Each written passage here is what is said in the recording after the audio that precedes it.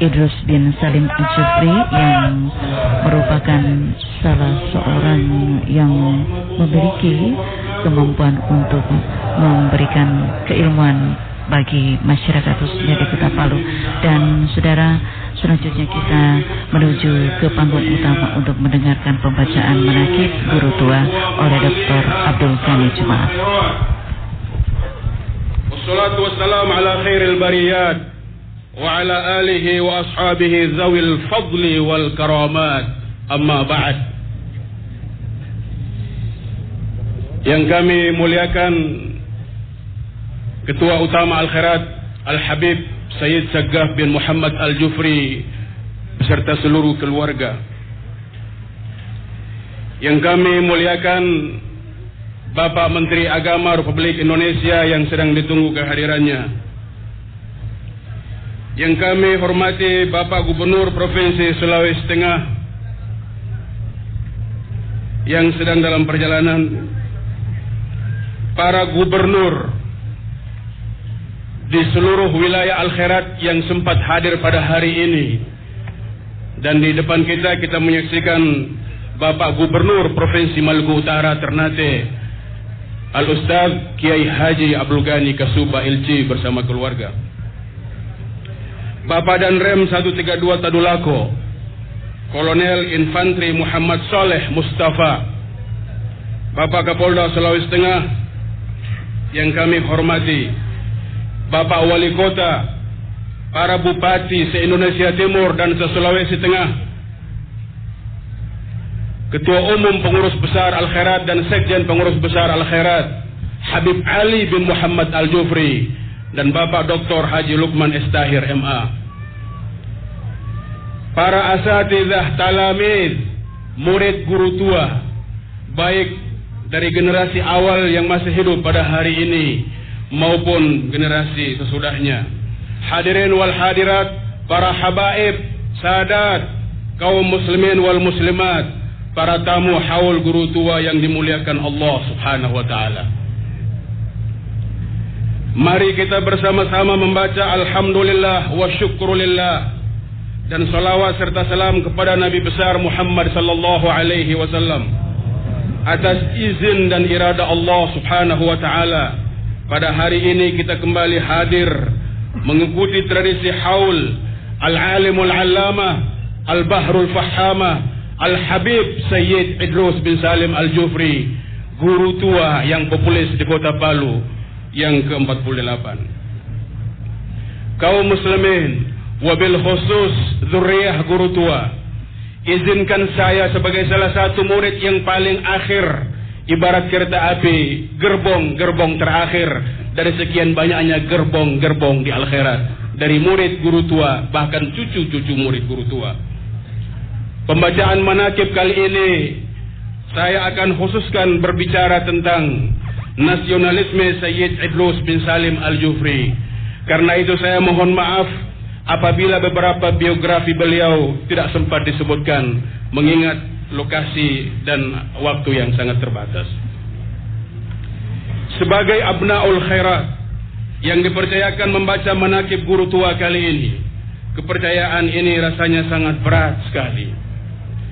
Beratnya amanah tersebut bukan saja karena pada masa lalu tradisi pembacaan manaqib dilakukan oleh para murid utama guru tua yang secara fisik dan emosional bertemu dan menyaksikan fakta perjuangan guru tua, sehingga ketika mereka menjelaskan sejarah perjuangannya, perasaan dan jiwa kita seakan menyatu hadir bersama guru tua.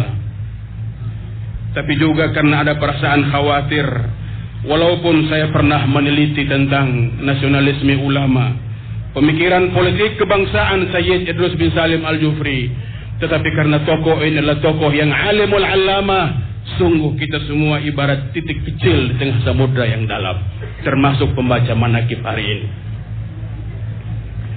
Kaum muslimin, karena itu yang kami lakukan hanyalah bertanya, berdialog, diskusi dengan murid-muridnya yang masih hidup. Termasuk ada dua murid tertua yang masih hidup pada hari ini sampai hari ini. Yang pertama adalah Habib Mohsen Ar-Rifai dari Wani, Donggala. Dan yang kedua Al-Mukarram Kiai Haji Abdul Salam Tahir. Mereka berdua masuk dalam kategori Bakuratul Khairat, buah pertama al-khairat. Demikian guru tua menyapa mereka. Abnaul Khairat, hadirin sekalian yang berbahagia. Saya ingin memulai pembacaan manaqib guru tua hari ini dengan sebuah pertanyaan. Siapa, kemana, dan bagaimana sesudah itu?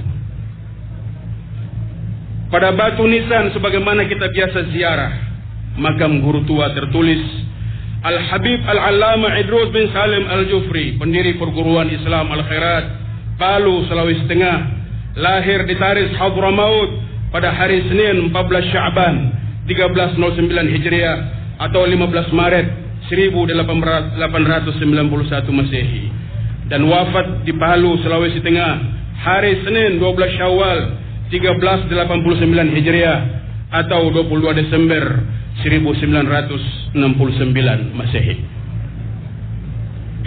Berdasarkan informasi dari anak keturunannya dan berbagai sumber-sumber ilmiah yang dapat dipercaya, silsilah guru tua dapat disebutkan sebagai berikut. Idrus bin Salim bin Alwi bin Sagaf bin Muhammad bin Idrus bin Salim bin Husain bin Abdullah bin Shaykhan bin Alwi bin Abdullah Al-Tarisi bin Alwi bin Abi Bakar Al-Jufri bin Muhammad bin Ali bin Muhammad bin Ahmad bin Al-Faqih Al-Muqaddam Muhammad bin Ali bin Muhammad Sahibul Mirbab bin Ali Khali Qasam bin Alwi bin Muhammad bin Alwi bin Ubaidillah bin Al-Muhajir ilallah Ahmad bin Isa bin Muhammad bin Ali Al-Uraidi bin Ja'far As-Sadiq bin Muhammad Al-Baqir bin Ali Zain Al-Abidin bin Al-Husain As-Sibti bin Ali bin Abi Talib dan bin Fatimah Az-Zahra putri Rasulullah Muhammad sallallahu alaihi wasallam. Kaum muslimin, silsilah tersebut yang dibaca tadi menunjukkan dua hal penting yang kita harus renungkan. Pertama, guru tua berasal dari marga besar Ba'alawi, sumber keturunan para sufi dan ulama-ulama besar di Hadramaut. Beliau berada pada generasi ke-35 dari Ali bin Abi Talib dan Fatimah Az-Zahra. Kedua, sumber jaringan keilmuan, ideologi dan faham keagamaan bersumber dan bersambung langsung kepada Nabi besar Muhammad sallallahu alaihi wasallam, juga dari jalur Ali bin Abi Talib dan Fatimah Az-Zahra. Karena itu kaum muslimin dan keluarga besar Al-Khairat, berbahagialah abnaul khairat dan orang-orang yang simpati, mencintai guru tua dan mencintai peninggalannya, Madrasah Al-Khairat, karena memiliki jaringan dan akar ideologi agama melalui guru tua yang bersambung kepada Rasulullah sallallahu alaihi wasallam pada derajat yang ke-35. Ayah guru tua, Habib Salim, pertama kali datang ke Indonesia pada tahun 1296 Hijriah atau 1878 Masehi.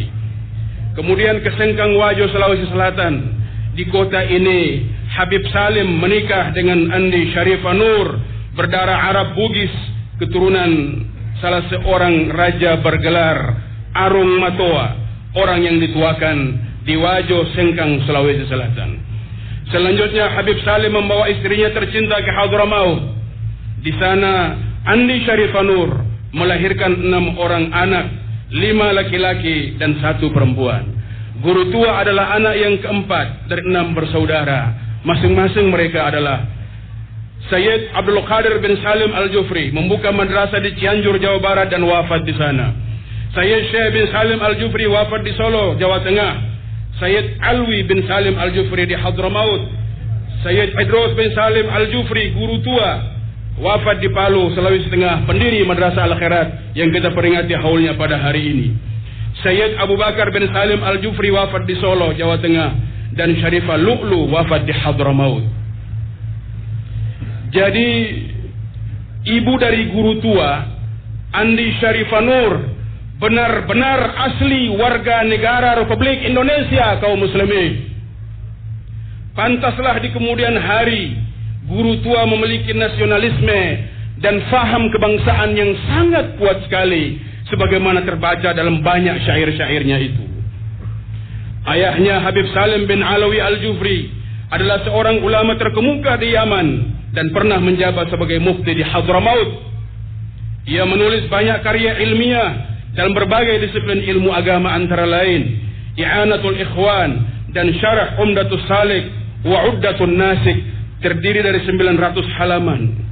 Kitab tersebut dicetak di Tarim Hadramaut dan menjadi sumber rujukan pelajaran fikih di Ribat Darul Mustafa Tarim. Begitu pula kakeknya Habib Alwi bin Segaf Al-Jufri juga pernah menjabat sebagai mufti Hadramaut. Dia adalah satu dari 5 orang faqih, pakar hukum Islam kenamaan pada masanya, yang sangat dihormati dan menjadi referensi atas fatwa-fatwa hukum Islam di kalangan umat Islam di Hadramaut.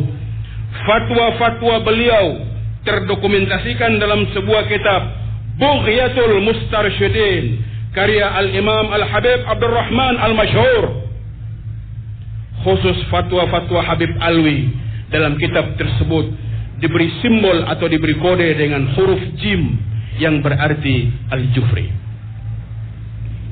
Pada waktu berikutnya, guru tua juga diangkat sebagai mufti atau qadhi oleh Sultan Al-Mansur Al-Katiri pada bulan Syawal 1335 Hijriah. Cukup jelas aktivitas kependidikan dan tradisi intelektual ayah dan kakek guru tua ini juga diwarisi dan menginspirasi guru tua, baik ketika beliau masih ada di Hadramaut maupun ketika menjadi muhajirin Palu, Sulawesi Tengah, Indonesia. Abnaul Khairat, hadirin sekalian yang berbahagia, akar nasionalisme guru tua, akar patriotisme dan nasionalisme guru tua yang pertama, bahwa ibu dari guru tua Andi Syarifah Nur adalah warga negara Republik Indonesia, sehingga kita dapat berkata jiwa kebangsaan guru tua merupakan proses genetik yang mengalir dari gen ibunya yang sangat Indonesia itu. Itulah sebabnya sejak kedatangannya yang pertama pada tahun 1911 dan yang kedua pada tahun 1922, hingga ketika membuka Madrasah Al-Khairat dan kawin dengan Ite di kota Palu, Sulawesi Tengah. Bahkan pada pelaksanaan Muktamar Al-Khairat pertama pada tahun 1956, guru tua tidak pernah mempersoalkan Pancasila sebagai dasar negara Republik Indonesia, berbeda dengan tokoh-tokoh yang lain. Yang kedua, ideologi dan faham keagamaannya bermanhaj Ahlus Sunnah wal Jamaah, atau biasa disingkat oleh anak-anak Al-Khairat dengan Aswaja, yang telah dijadikan platform bagi sikap tawassut moderat, terbuka, tasamuh, toleran, musawat, kebersamaan, dan tawazun, keseimbangan. Itulah karakter dan corak keberagamaan Abnaul Khairat. Mengapa demikian? Karena menurut guru tua, dalam soal akidah, mazhab, dan thariqah, kita berpegang dan pedoman pada akidah yang diajarkan oleh Abul Hasan Al-Ash'ari dan Al-Qadhi Abu Bakar Al-Baqillani dan Al-Ustaz Abu Ishaq, yaitu akidah yang disebutkan oleh Hujjatul Islam Imamul Ghazali dalam kitab Ihya Ulumuddin yang dikenal dengan faham Ahli Sunnah wal Jamaah. Bahkan diperintahkan oleh Waliul Qutub Abdullah Al-Haddad untuk dijadikan pedoman hidup, seperti ungkapannya, jadikanlah akidah Asy'ariyah sebagai i'tikadmu. Sesungguhnya dia adalah metode, manhaj atau jalan yang benar untuk menghindari kekufuran. Demikian pula dalam bidang fikih, guru tua berpegang kepada pendapat Imam Syafi'i dalam menetapkan hukum yang bersumber dari kitabullah dan sunnah Rasul sallallahu alaihi wasallam. Dalam buku tarikh sejarah Al-Khairat, guru tua berkata, kaum muslimin, dan ini patut dicanamkan oleh seluruh generasi muda Al-Khairat agar mereka tidak salah memilih akidah dalam beragama. Wa inna hayati Syafi'i fa in amut fa tawsiyati ba'di bi an tatashaffa'u. Wa amma tariqatu fahiya siratul mustaqim alladhi kana alaihi ar-rasulul karim wa ali baitihi wa sahabatihi. Sesungguhnya kehidupanku berdasarkan mazhab Imam Syafi'i, dan sepeninggalku nanti saya mewasiatkan kepada seluruh abnaul khairat untuk berpegang kepada mazhab Syafi'i, dan tarikat yang kita ikuti adalah as-siratul mustaqim, jalan lurus yang telah ditempuh dan dilalui oleh Rasulullah sallallahu alaihi wasallam, ahli baitnya, sahabatnya, orang-orang saleh, salafus saleh, tabi'in, dan diikuti pula oleh tabi'in sesudah itu. Sangat jelas kaum muslimin bahwa tarekat tersebut sekaligus sebagai basis ideologi keagamaan dan nasionalisme kebangsaan serta jaringan transmisi keilmuan guru tua dan seluruh abnaul khairat. Abnaul khairat, hadirin sekalian yang berbahagia, momentum nasionalisme guru tua. Pertama, peristiwa besar yang menyebabkan guru tua hijrah ke Indonesia pada tahun 1922 berkenaan dengan sikap politiknya yang tidak mau kompromi dengan kolonial Inggris yang menjajah negerinya Hadramaut.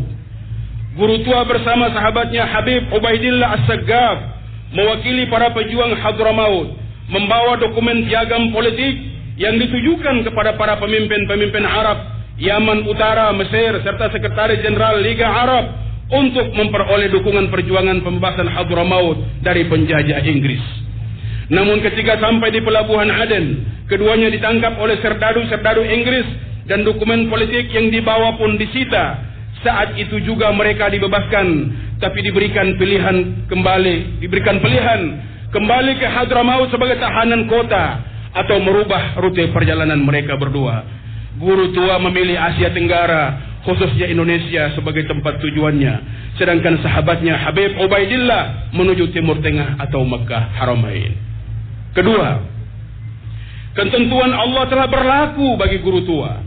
Walaupun menurut sejarah di Tanah Kaili, kedatangannya ke Donggala atas undangan beberapa habaib, undangan dari Sayyid Mahmud Ar-Rifai, Sayyid Ahmad bin Ali Al-Muhdar, dan Sayyid Ibrahim bin Zain Al-Mahdali Diwani untuk membuka dan memimpin madrasah Diwani. Tetapi waktu itu Belanda tidak mengizinkan untuk membuka sekolah agama. Maka atas permintaan Magau ijazah Raja Palu melalui punaan guru tua Habib Abdurrahman Al-Jufri bahwa kontrolir Belanda sudah memberi izin untuk membuka sekolah agama di Palu, sehingga akhirnya diresmikanlah Madrasah Al-Khairat pada tahun 1930. Guru tua mulai mengajar di sebuah toko kecil milik Haji Quraisy di Kampung Ujuna. Tempatnya terdiri dari 2 petak, satu untuk madrasah dan satu lagi untuk asrama santri guru tua. Kemudian berpindah tempat menyewa kolong rumah milik Haji Daeng Maroca di depan Masjid Jami Kampung Baru yang sudah terbakar saat ini. Hingga akhirnya guru tua membeli sebidang tanah seluas 0,5 hektar dan dibangunlah gedung madrasah yang pertama pada tahun 1934 di bahagian utara tempat acara ini. Selanjutnya pada tahun 1954, guru tua membangun gedung Madrasah Al-Khairat yang kedua, berkonstruksi kayu, terdiri dari 2 lantai di sebelah kiri panggung ini. Kaum muslimin, momentum nasionalisme guru tua yang ketiga, ketika Belanda dengan gencar melancarkan politik divide et impera, memecah belah, adu domba, guru tua melawannya dengan cara perkawinan antara suku yang berbeda dari para murid-muridnya. Murid-murid itu dibawa ke tempat-tempat pelosok-pelosok desa untuk menjadi kepala madrasah dan dikawinkan dengan wanita-wanita di kampung yang berbeda suku dengan ustaz bersangkutan. Belanda semakin khawatir dan memperkuat kontrolnya terhadap guru tua karena kelihatan guru tua tidak pernah mau mengalah sedikit pun dengan Belanda. Keempat, pada masa pendudukan Jepang, tentara Jepang menemukan salah satu santri Al-Khairat membawa kitab Ibatun Nasyi'in karya Mustafa Al-Ghalaini, salah seorang sastrawan terkenal dari Lebanon yang berisi membangkitkan api patriotisme dan nasionalisme pemuda. Akhirnya buku tersebut disita dan Madrasah Al-Khairat dipaksa untuk ditutup. Selama masa pendudukan Jepang, sebelum dan sesudah proklamasi 17 Agustus 1945, Guru tua mewajibkan santri-santri Al-Khairat mengikat pita merah putih pada songkok hitam dan memakai baju seragam berwarna putih sebagai seragam wajib di sekolah, dan mewajibkan menyanyikan lagu-lagu nasyid kebangsaan seperti Hayya bina syubbanal islamiyah, wahai pemuda Islam, kulluna lil watan ruhuna wal badan. Kita semua berhak mencintai negeri kita dan cinta tanah air. Tahyal madaris, tahyal madaris. Hidupkan madrasah, hidupkan madrasah. Walaupun ketika itu Jepang memaksa untuk menutup madrasah. Sebelum akhirnya Jepang menyerah kepada sekutu kaum muslimin, bahkan ada catatan kecil Habib Sagaf Tua atau Ustaz Tua ketika Al-Khairat ditutup di Palu pada tahun 1942. Beliau ketika itu ditugaskan oleh guru tua mengajar di Bulungan, terpaksa harus kembali ke Palu dengan menumpang kapal layar dan terombang-ambing antara Pulau Kalimantan dan Donggala selama 14 hari 14 malam. Setelah sekitar 3 tahun Madrasah Al-Khairat istirahat, guru tua mengaktifkan kembali Madrasah Al-Khairat di seluruh wilayah cabang Indonesia Timur seiring dengan diproklamirkannya kemerdekaan Negara Kesatuan Republik Indonesia oleh Presiden Soekarno dan Muhammad Hatta pada tanggal 17 Agustus 1945. Dengan aktifnya kembali Madrasah Al-Khairat, guru tua hendak menegaskan kepada seluruh umat Islam di Sulawesi Tengah dan bangsa Indonesia secara keseluruhan bahwa dalam kondisi apa dan bagaimanapun, proses kependidikan untuk mencerdaskan anak bangsa tidak boleh berhenti, apalagi mati. Maka bagi guru tua, proklamasi kemerdekaan NKRI merupakan momentum yang sangat penting bagi bangsa Indonesia agar lebih bebas mendidik dan mencerdaskan rakyat dari keterbelakangan dan kebodohan.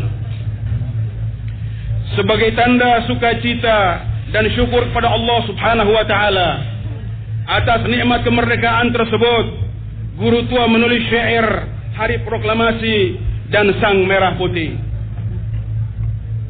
Bapak Menteri Agama yang kami muliakan, guru tua menulis syair tentang bendera merah putih. Rayatul izzi rafrafi fi samai, arduha wa jibaluha khadra'u, inna yawma tulu'iha yawma fakhrun, azamathu al-aba'u wal abna. Kullu 'amin yakunu lil yawmi dhikra, yadhharu syukru minhum wath-thana. Lil ilahil karim yad'una jahra, haitsu nalul mana wa zalal 'ana. Kullu ummatin laha ramzu 'izzin, wa ramzu izzina al-hamra'u wal bayda'u. Berkibarlah bendera kemuliaan di angkasa, daratan dan gunung-gunungnya hijau. Sungguh hari kebangkitannya adalah hari kebanggaan, dimuliakan oleh orang tua dan anak-anak muda. Tiap tahun hari itu menjadi peringatan, muncul rasa syukur dan puji-pujian kepada Allah yang Maha Pemurah. Mereka berdoa terang-terangan, di mana mereka menggapai cita-cita dan hilanglah rasa kepayahan. Kullu ummatin laha ramzu izzin. Setiap bangsa memiliki lambang kebangsaan dan kebanggaan. Wa ramzu izzina al-hamra'u wal bayda'u.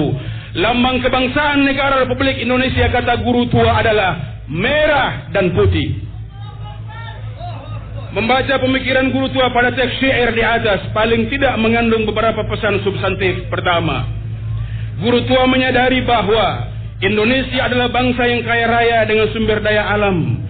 Kedua, proklamasi 17 Agustus 1945 adalah anugerah Allah Subhanahu wa taala yang tak ternilai harganya dan patut disyukuri. Ketiga, lambang negara kesatuan Republik Indonesia adalah sang merah putih. Keempat, menyatakan sikap soliditas dan komitmen kebangsaan Abnaul Khairat mendukung pemerintah Soekarno-Hatta yang sah dan legitimate. Kelima, memberi motivasi moral kepada Soekarno-Hatta untuk mengisi kemerdekaan dengan pembangunan material dan spiritual, sekaligus memberikan peringatan kepadanya agar Soekarno-Hatta tidak terjebak pada kebijakan yang merugikan rakyat. Dan yang keenam, mendoakan Presiden Soekarno agar terhindar dari kejahatan lawan-lawan politiknya.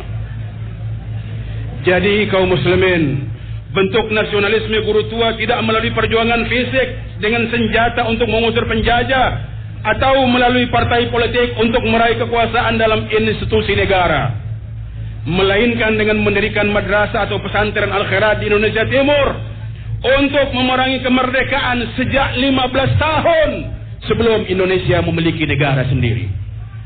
15 tahun sebelum Indonesia merdeka, kaum muslimin, guru tua telah berjuang dengan Madrasah Al-Khairat dan Bakuratul Khairat, murid-muridnya yang pertama sejak tahun 1930-1945. Nasionalisme dan pemikiran politik keislaman dan kebangsaan guru tua hadir melalui beberapa tahapan. Tahap yang pertama 1930-1945, muatan ideologis pada syair-syairnya bercirikan motivasi kepada masyarakat Palu untuk belajar menuntut ilmu, membangun komunikasi dengan raja-raja lokal, meyakinkan publik bahwa ideologi faham keagamaannya bersifat moderat, pentingnya persatuan dan urgensi ilmu pengetahuan bagi bangsa yang sedang terjajah.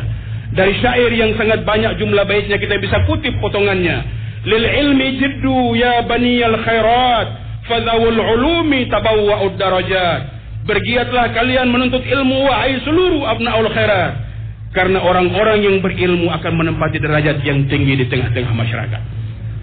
Yang kedua, periode tahun 1945-1965, pemikiran politik keislaman dan kebangsaannya semakin tajam dan menggigit dengan ciri urgensi membela negara kesatuan Republik Indonesia, kritik terhadap imperialisme dan kolonialisme, melaknat komunisme, khususnya G30 SPKI, menolak ajakan Permesta untuk masuk ke hutan, dan juga menolak ajakan DITII Abdul Qahar Muzakkar, dan bahkan beliau ingin disogok dengan uang berjumlah kurang lebih 300 ribu pada saat itu. Guru tua menolak sambil mengatakan, saya tidak terbiasa berdakwah di hutan, saya ingin menemui orang-orang miskin di kota dan di pinggir-pinggir desa. Memperkuat toleransi antar umat Islam. Perhatikanlah kaum muslimin bagaimana guru tua mengajak dua orang guru bernama Zubair Garupa dan Syafi'i yang berideologi atau berfaham Muhammadiyah mengajar ilmu umum di Al-Khairat. Juga guru tua mengajak seorang pendeta bernama PK Ento mengajar ilmu Al-Jabar di Al-Khairat selama kurang lebih 5 tahun, 1955-1960. Ketika PK Ento diajak mengajar di Al-Khairat oleh Ustadz Mahfud Godal, utusan guru tua, kata PK Ento, bagaimana mungkin saya seorang Nasrani bisa mengajar di Al-Khairat, sekolah Islam? Guru tua mendengar itu kemudian berkata kepada PK Ento, yang dibutuhkan dari Anda bukan akidah Anda, yang dibutuhkan adalah ilmu Anda yang dibutuhkan dalam agama. Ketiga, periode tahun 1965-1969 memiliki ciri kritik akomodatif terhadap raja-raja lokal, pemerintah dan partai politik, konsolidasi madrasah dan organisasi Al-Khairat. Guru tua bersahabat dengan Raja Magau Caco Ijazah, Raja Palu. Guru tua juga bersahabat dengan Raja Janggola, Raja Palu. Guru tua bersahabat dengan Raja Lama Karate, Raja Sigi, yang kemudian mengangkat guru tua sebagai qadhi di kabupaten di Raja Sigi. Guru tua juga bersahabat dengan Raja Banggai dan Raja Tombolo Tutu, juga bersahabat dengan Raja Tanjung Bulu di Ampana. Bil ilmi yasmu kullu sya'bin fil wara wa yanalu ma baina syu'ubil mafkhara wal mar'u qad ya'lu ala iqranih in hadduhu fil ilmi kana al awfara bil ilmi wal akhlaq idrakul muna in rumta ilman la takun mutakabbira.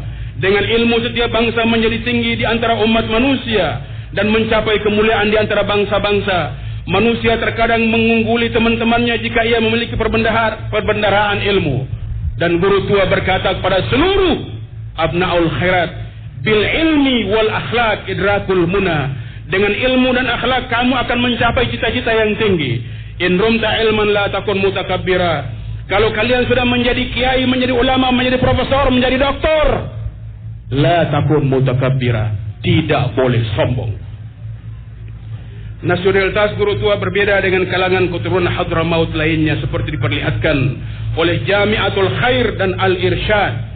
Dalam masa tertentu, sebahagian keturunan Hadramaut masih tetap setia terhadap tanah air asal nenek moyang mereka, yaitu Hadramaut, sebagai identitas kebangsaannya, dan mempertahankan stratifikasi sosial Sayyid dan non-Sayyid. Mereka juga mengalami pasang surut dalam perdebatan mengenai nasionalisme Indonesia. Sedangkan guru tua tidak pernah mempersoalkan stratifikasi sosial tersebut. dan tidak pernah meragukan identitas kebangsaannya sebagai orang Indonesia karena dia sadar ibunya adalah berasal dari Sengkang, Wajo, Sulawesi Selatan.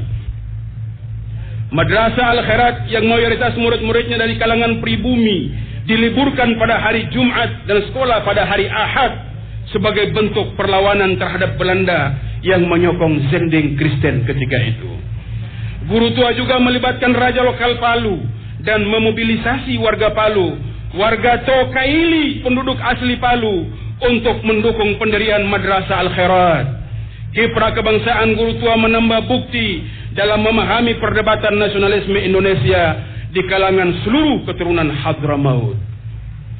Hadirin sekalian yang berbahagia, di penghujung manakib ini, para muridnya dari generasi tua seperti Kiai Haji Muhammad Qasim Maragau, HS Mohsen Ar-Rifai dari Wani Donggala, Dayang Maria Jailengkara, Haruna Pakawaru, Kiai Haji Nur Hasan Nasir, Ustadz Aidid Al-Hasni, Kiai Haji Abdul Hai Abdullah, kakak dari Kiai Haji Nawawiyan Abdullah, Kiai Haji Rustam Arsyad, Kiai Haji Nawawiyan Abdullah, Kiai Haji Zainal Abidin Betalemba, Kiai Haji Abdul Salam Tahir yang sekarang masih hidup bersama kita, bapak dari Sekjen Pengurus Besar Al-Khairat, dan generasi berikutnya seperti Kiai Haji Mahfud Godal, Kiai Haji Hasbullah Arsyad dari Banjar, Kiai Haji Muhammad Nasir dari Wekuli, Kiai Haji Ismail Adam, Kiai Haji Muhammad Said Abdullah dari Ternate, Kiai Haji Syakir Hubaib. Mereka inilah yang disebut oleh guru tua sebagai Bakuratul Khairat, buah pertama atau generasi pertama Al-Khairat. Semua murid-muridnya yang disebutkan tadi, mereka semua adalah pewaris ilmu dan tiang penyanggah guru tua, dan mereka semua mendapat berkah dari guru tua sehingga mereka mendapatkan ilmu yang cukup banyak dan luar biasa. Mereka juga menjadi penyangga dari perhimpunan Al-Khairat hingga akhir hayatnya. Namun mereka semua menyadari dan mengakui, saya pernah berdiskusi kurang lebih berjam-jam dengan Kiai Haji Abdul Salam Tahir, Kiai Haji Nawawiyan Abdullah ketika masih hidup, bahkan Kiai Haji Rustam Arsyad ketika masih hidup pada tahun 90, bahwa kepemimpinan guru tua telah mempersiapkan kepemimpinannya di masa depan kepada anak keturunannya, khususnya kaderisasi guru tua terhadap cucunya Haji Habib Sayyid Sagaf bin Muhammad Al-Jufri, ketua utama Al-Khairat saat ini. Habib Sayyid Sagaf bin Muhammad Al-Jufri sejak semula telah dipersiapkan oleh guru tua untuk menjadi pemimpin masa depan Al-Khairat sesudah ayah beliau Habib Muhammad bin Idrus Al-Jufri. Guru tua berkata dalam syairnya berkaitan dengan kaderisasi ini, kaum muslimin, bi'aunillahi farhal ya hafidi ma'a tilmidhukum Abdul Hamid minal khairati min Sulawesi Falu ila ardil kinanati min jadid fatufa fi nawahiha jami'a wa la tansa hima buris sa'id ila Misr allati munzu qadim turahhibu bil qaribi wa bil ba'id fa fi yaumir rahil yakunu husni wa fi yaumil wusuli yakunu idi. Kaum muslimin, dalam syair yang panjang ini kurang lebih artinya adalah, dengan bantuan dan pertolongan Allah berangkatlah wahai cucuku tercinta bersama murid Abdul Hamid dari Al-Khairat Palu, Sulawesi Tengah menuju negeri Kinanah yang baru. Jelajahilah semua penjuru dan jangan kamu lupa Buris Sa'id ke Mesir yang sejak dulu dikunjungi oleh orang-orang baik, dari negeri yang dekat maupun negeri yang jauh. Para mahasiswa datang dari berbagai penjuru karena keagungan masjid dan perguruan tinggi Al-Azhar. Fa fi yaumir rahili yakunu husni. Hari keberangkatannya adalah hari kesedihan bagiku dan bagi kami, dan hari kedatangannya adalah hari raya bagi kami semua. Kaum muslimin, Kiai Haji Abdul Salam Tahir menuturkan kepada kami ketika mereka berada di Pekalongan pada tahun 1950, ketika guru tua mengajak mereka untuk kembali ke Palu. Guru tua berkata, ya Abdus Salam, bukratan banu safir ila Falu ma'a Sagaf yata'allamu fil khairati Falu lianna madrasatul khairat Falu fiha barakah. Sagaf ba yakunu badili wa khalifati. Ya Abdul Salam, besok kita berangkat ke Palu bersama-sama dengan Sagaf. Dia akan sekolah pada Madrasah Al-Khairat Palu yang penuh berkah. Sagaf akan menjadi pengganti saya di kemudian hari. Kaum muslimin, para tamu undangan yang berbahagia, ketika Sulawesi Tengah dipimpin oleh Brigjen AM Tambunan, dia menuduh bahwa Al-Khairat akan menjatuhkan dirinya, maka Al-Khairat mengambil sikap kritis terhadap kepemimpinan beliau. Bukan karena beliau non-muslim, tetapi karena ada beberapa kebijakan yang tidak populis dan tidak berpihak kepada rakyat kecil. Akhirnya Habib Said Segaf bin Muhammad Al-Jufri diundang berbicara empat mata dengan beliau. Dalam pertemuan itu Habib Segaf bertanya kepada gubernur dengan pertanyaan yang sangat tajam sekali. Apakah Bapak ingin dipuji oleh Al-Khairat atau dikritik? Maka Tambunan kemudian menjawab, saya suka dikritik. Habib Segaf kemudian mengkritik kebijakan Tambunan. Di antaranya, pertama, di kantor Bapak ini, kantor Gubernur Sulawesi Tengah, mayoritas pejabat dan pegawai yang diangkat didominasi oleh Batak, Toraja, dan Kristen. Padahal banyak putra daerah seperti orang-orang Kaili dan orang-orang Bugis Makassar yang telah bersenyawa kawin-mawin dengan orang Kaili yang memenuhi syarat dan berkualitas, tapi diabaikan oleh Bapak. Kedua, semua dokter yang diangkat oleh Bapak dan disebarkan ke seluruh wilayah Sulawesi Tengah beragama Kristen, padahal mayoritas penduduk Sulawesi Tengah adalah Muslim. Ketiga, gereja tumbuh seperti jamur di musim hujan di mana-mana, sedangkan masjid Bapak biarkan reot dan tak satu pun yang dibangun sepanjang kepemimpinan Bapak. Kaum muslimin, hasil perdebatan panjang Al-Khairat dengan Gubernur Tambunan ternyata subhanallah adalah awal mula munculnya kepemimpinan Tokaili, orang-orang Palu, orang-orang asli kelahiran Palu menjadi gubernur di Sulawesi Tengah, yang dimulai pertama oleh Bapak Galip Lasahido, dilanjutkan oleh Abdul Aziz Lamajido, dan kemudian demikian pemimpin-pemimpin selanjutnya. Kaum muslimin, kritik dan kontrol dari Habib Segaf tadi adalah kelanjutan dari cara guru tua mengontrol para raja-raja di masanya yang bertumpu pada 4 pilar kepemimpinan Al-Khairat. Pertama, pemimpin Al-Khairat harus memiliki kematangan ilmu pengetahuan. Kedua, pemimpin Al-Khairat harus memiliki kematangan akidah dan ideologi yang jelas. Ketiga, pemimpin Al-Khairat harus memiliki kematangan emosional. Dan keempat, pemimpin Al-Khairat harus memiliki kematangan mengambil keputusan sebagaimana guru tua dan pemimpin sesudahnya. Demikianlah kaum muslimin, dinamika dan pasang surut hubungan Al-Khairat dengan pemerintah baik di masa kepemimpinan guru tua maupun generasi sesudahnya setidaknya dapat menjadi pelajaran penting bagi pemerintah mengenai kontribusi guru tua dan Al-Khairat terhadap bangsa dan negara yang tersebar kurang lebih di 13 provinsi Indonesia ini.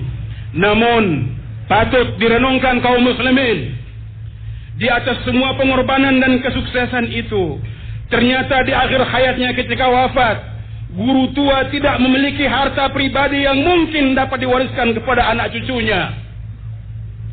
Guru tua tidak memiliki rekening pribadi yang mungkin ditabung dari gaji mengajar selama kurang lebih 39 tahun. Tahun 1930-1969. Guru tua hanya mewariskan dan menitipkan Masjid Al-Khairat dan Madrasah Al-Khairat untuk umat Islam seluruhnya. Lebih dan kurangnya mohon dimaafkan. Hadanallahu wa iyyakum ajma'in. Wallahul musta'an. Wassalamualaikum warahmatullahi wabarakatuh.